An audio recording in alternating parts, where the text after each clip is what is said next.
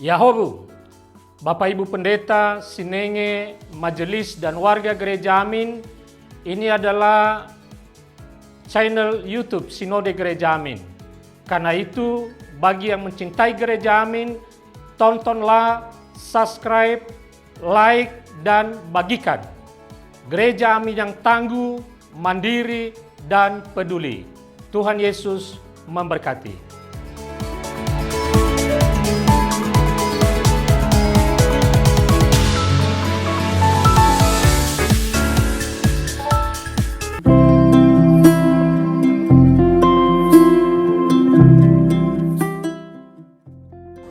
Hai Teens, jumpa lagi dalam acara TFC. Kali ini kita akan menyimak tulisan Pendeta Rita Dwi Lestari dari GKI Purwodadi dalam buku renungan Teens for Christ yang hari ini berjudul Peduli Lingkungan bersama Kak Arthur. Tapi sebelum itu kita doa dulu yuk. Mari kita bersatu di dalam doa. Ya Tuhan Yesus yang Maha Baik, kami amat bersyukur atas nikmat nafas kehidupan yang masih dapat kami rasakan hingga saat ini. Dalam rasa bersyukur kami ingin lebih dekat denganmu melalui pembacaan dan perenungan firman Tuhan. Mampukanlah kami ya Tuhan untuk dapat mengerti firman Tuhan yang sebentar lagi akan kami baca dan kami dengar.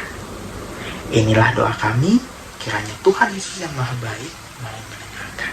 Amin. Teman-teman, pusat permenungan kita pada hari ini terambil dari Imamat 25 ayatnya yang kedua. Kak Arthur akan bacakan untuk kita semua.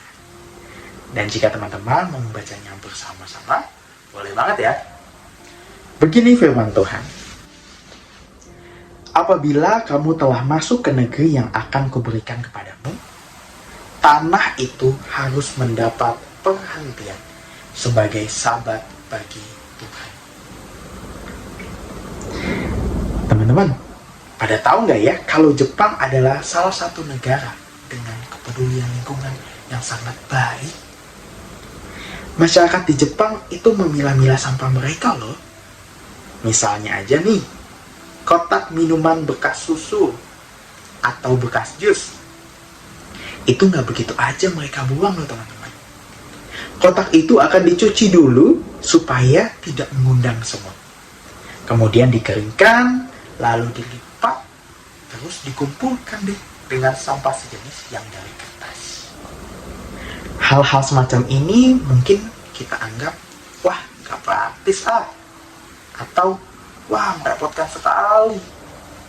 Atau kita juga berkata, bukankah sudah ada tukang sampah? Kan tugasnya tukang sampah yang nanti akan memilah-milah sampah. Ternyata mereka, masyarakat Jepang itu punya alasannya loh. Alasannya, karena menurut mereka nggak seharusnya manusia menciptakan sumber bau busuk dan penyakit bagi orang lain. Teman-teman, sebelum orang Israel masuk ke tanah yang Tuhan janjikan, Tuhan tidak hanya mengajari umatnya untuk menghormati dan peduli pada orang lain saja, tetapi juga peduli terhadap alam. Ketika orang-orang Israel mulai menetap, mereka mulai berkebun dan bertani. Tanah boleh diolah dan ditanami selama 6 tahun.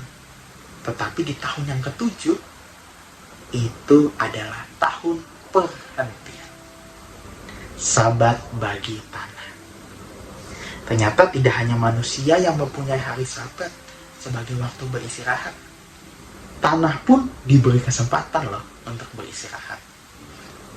Tanah diberi waktu untuk memperbarui diri. Dengan begitu, kesuburan tanah akan tetap dan terus terjaga. Nah teman-teman teens, kepedulian pada alam adalah suatu keharusan. It's a must. Sebab jika alam ini rusak, hidup manusia pun akan rusak loh. Terus apa yang bisa kita lakukan ya sebagai wujud kepedulian kita terhadap lingkungan? Nah, kita bisa mulai dari hal-hal yang sederhana. Kita bisa mulai dari membersihkan kamar kita sendiri. Lalu menjaga kebersihan dimanapun kita berada. Kita belajar juga untuk menghemat listrik, mematikan lampu jika tidak digunakan. Belajar juga untuk menghemat air. Terus, jika kita berpergian, usahakan ya membawa botol minum sendiri. Jadi tidak perlu membeli air minum dengan wadah botol plastik. Lalu kita juga dapat membiasakan diri untuk berjalan kaki atau naik transportasi umum untuk mengurangi polusi kendaraan.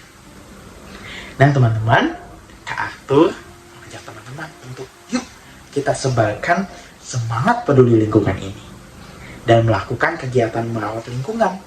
Bisa dimulai dari rumah, terus di sekolah, ataupun di gereja. Yuk kita berdoa.